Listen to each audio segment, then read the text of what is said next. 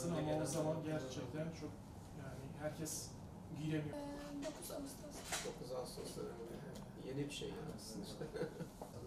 Türkçeyi öğrenmesi, herhangi bir yabancı dili öğrenmesi ve o dil eserler var. O sana kitap yazmanda da şey yapar.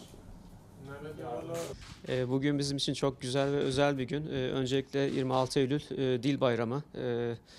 Cumhuriyetimizin kurucusu Gazi Mustafa Kemal Atatürk'ün girişimiyle 1932 yılında kurulan Türk Dil Kurumu'nun 91. yıl dönümünü kutluyoruz.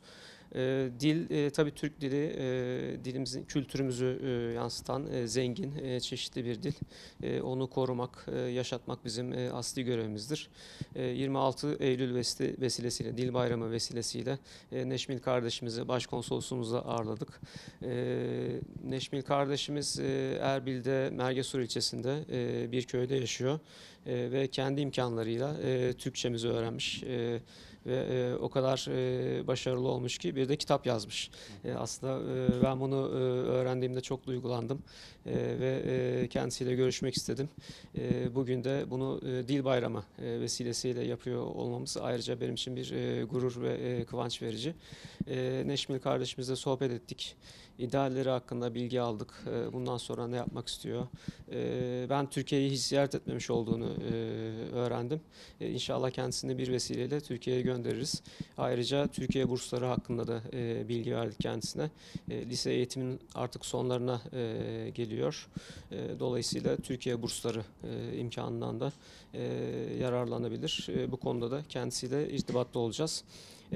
Bu vesileyle ayrıca Yurtdışı Türkler ve Akraba Topluluklar Başkanlığımızın bize gönderdiği bir kitap seti vardı. Onu kardeşimize hediye ettik.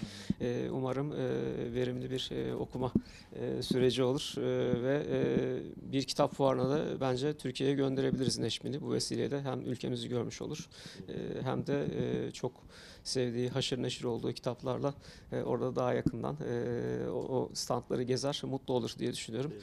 Bugün burada olduğum için ve sizinle olduğum için, beni davet ettiğiniz için çok teşekkür ediyorum. Bugün çok mutlu oldum ve unutulmayacak bir gün olacak benim için. İyi ki beni davet ettiniz. Ben çok mutluyum. Teşekkür ediyorum. Konsulla konuştuk ve yani Türkiye'de üniversitemi okuyacağımı söyledik. Çok mutluyum. Evet, hayallerimden biriydi Türkiye'de okumak. Umarım Türkiye'de okurum.